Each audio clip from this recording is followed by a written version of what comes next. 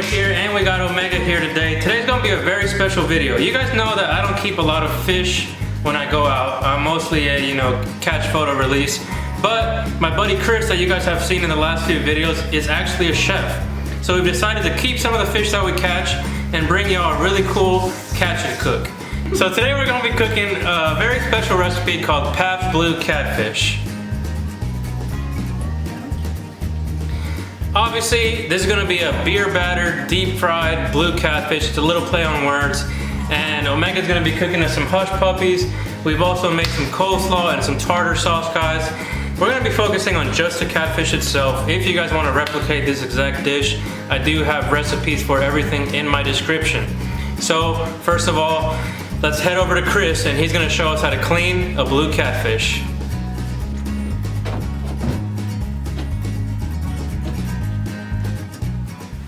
Alright guys, we're out here in Julio's shed. We just rigged up a nice little fish butchering table and we're gonna butcher up a blue catfish. Alright guys, we got our blue catfish here. This one weighed about 6.5 pounds. We're gonna start breaking him down here, but first thing we're gonna do is clip his fins off so they are out of the way while we are butchering the rest of him.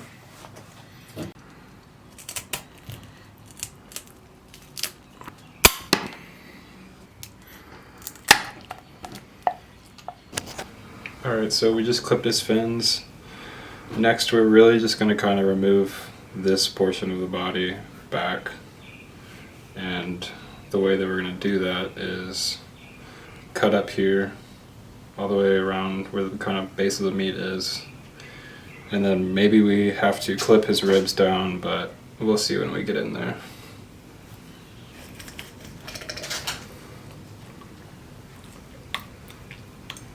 We don't want to penetrate into that cavity. We don't want to make a mess and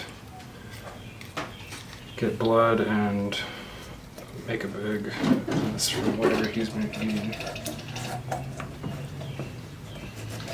Flip him, flip him.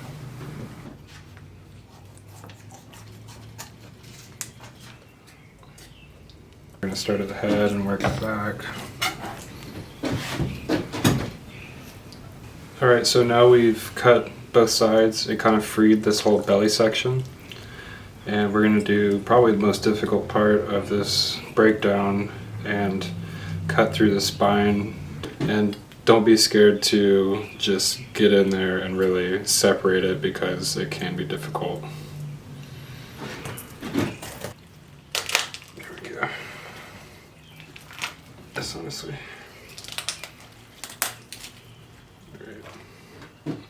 Alright, so now we have separated the head from carcass. We're going to just peel this away. I'm going to scrape out anything in this cavity. So we've disconnected the head now, and we are going to start filleting this back section and discard the head.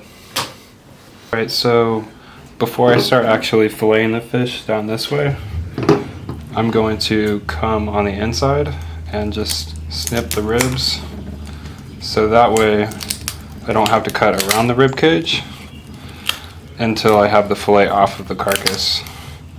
It'll make it a lot easier to remove the belly section and you can end up with a larger yield. Again, this is also kind of just personal preference. You can go straight in and fillet it, but I like to clip the ribs beforehand on larger fish. Alright, so we have the ribs clipped.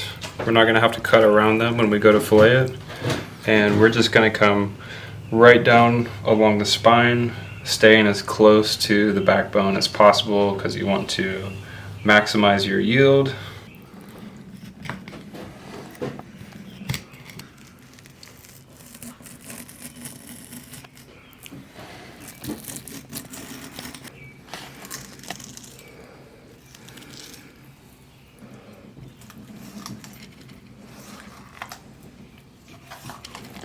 Alright, so we've just removed the first fillet. Got a pretty good yield off of it, honestly more than I was anticipating. Since we clipped the ribs right here, once I got my knife through there, it kind of just falls off, and you can see that on this side there's almost no meat left. There's a little bit up here, but we got a pretty good yield out of it. Alright, so now that we have our fillets off the carcass, we're just going to go ahead and clean them up. And since I clipped the ribs here, we have to remove the ribs from the fish. And the way that we're going to do that is kind of just slide your knife underneath those ribs, cutting as shallow as possible out towards the edge, because there is some meat underneath here that we want to keep. And then we're just going to clean up the fillet and start portioning it. Alright, this is what our fillet is going to look like once we get the ribs out. There's a little bit of meat left on here, but we're just going to save this as scrap, probably use it as more cut bait. And then we're going to go ahead and do the same thing to the other side, start portioning them. Alright, I've removed the rib cage off of both these fillets now. We're just going to skin it, so you can cut yourself a little notch right here, and then kind of slide the knife in. And don't move it too much, just enough to kind of keep it moving down the skin. Really, you can just kind of move the fillet back and forth on the knife itself. And get all of it off.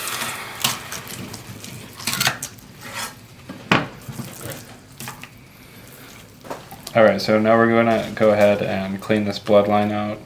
I'm just going to cut it down the center. And then kind of just come at it from underneath.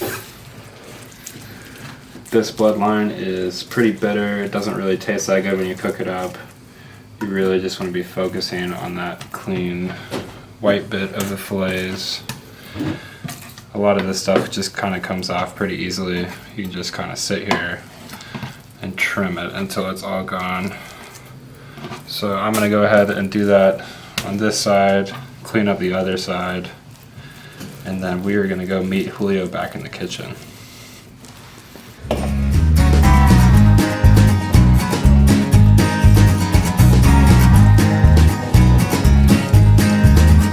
Alright guys, so this is our catfish that we let soak in milk overnight with Cajun seasoning.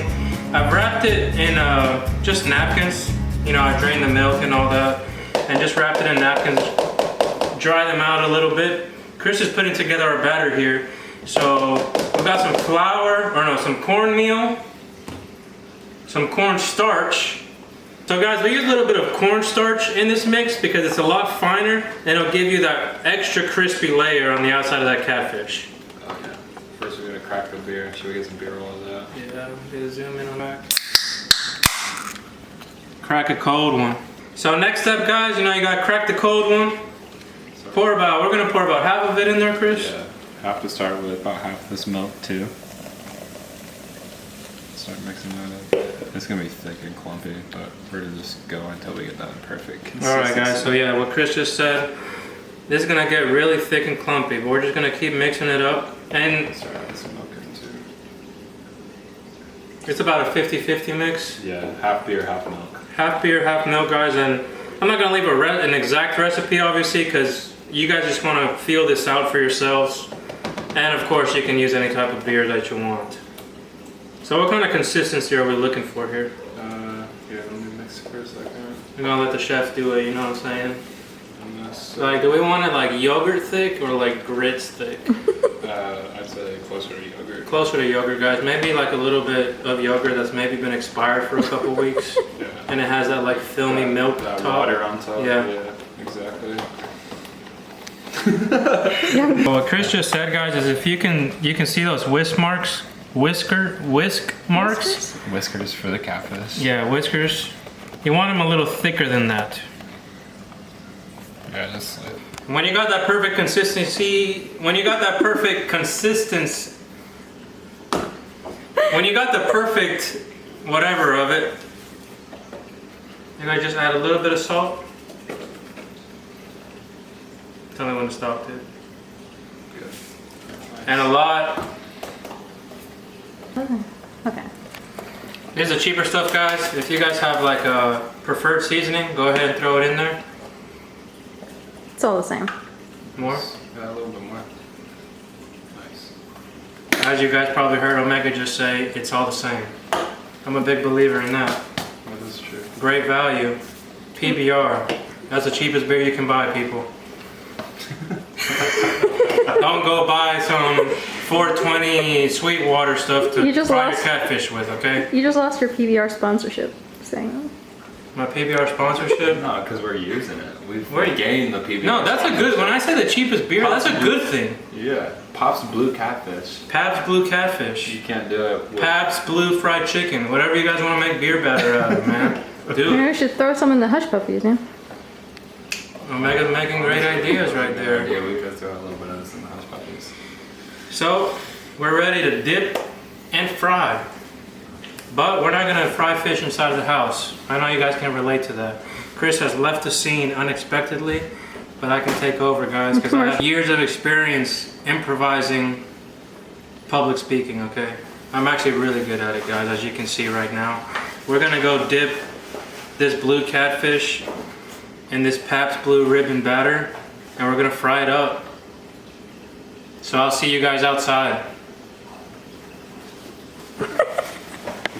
Okay, so we've got the oil heated up to 370, and we're frying the hush puppies first because we don't want them to taste like catfish once the catfish has been cooked. And we're just going to take 1 spoonful and drop it into the oil.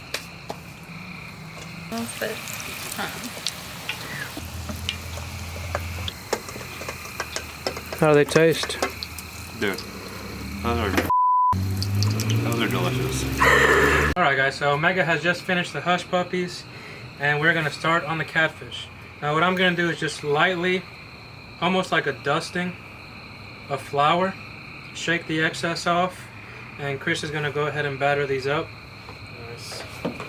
This is our PABST Blue Ribbon batter. Delicious. And then same thing, kind of just shake off the excess batter. And then when you're placing it in the oil, slowly place it and give it a couple waves back and forth. It's going to give you some nice texture on the outside. I was just about to ask him, why do we do that? It's going to give the outside crispiness, that layer, that almost like what you get at restaurants and stuff, guys. So it's going to be like, you know, pristine fried catfish. Delicious. And obviously we're just going to continue this process until we're done with the catfish, and we'll see you guys inside. Alright guys, we just got done frying up the hush puppies and the catfish, and now we're going to start plating these beautiful crispy chunky pieces of fish. We have made our own sides, coleslaw, and Chris has made his own tartar sauce, which tastes delicious. You guys can use any sides you want, of course. You guys can put them in sandwiches, eat them with fries. That's all up to you. We're just here to show you the PABST Blue Catfish recipe. We're gonna get the plating, and then we're gonna finally taste this food.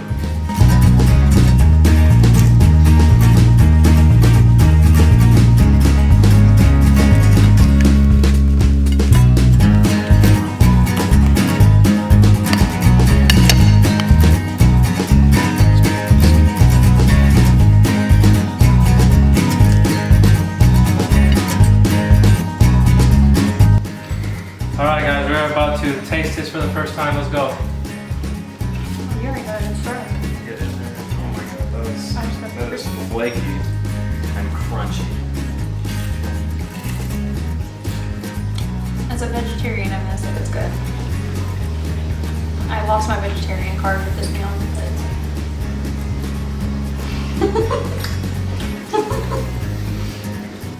Alright. Channel Blue Catfish can be delicious. Yep. It can be delicious. You gotta know how to cook it. Alright guys, we're gonna finish eating in peace. Thank you guys for watching. Hope you enjoyed the video, and stay tuned for next week's episode of The Everyday Angler. What's up everybody? I hope you guys enjoyed that video. Just here to remind you that my 300 subscriber giveaway is still going on. If you guys want to find out how to win a brand new Shimano Sienna 2500 reel and a 7-foot ultralight GX2, go ahead and click on that video. Thanks for watching.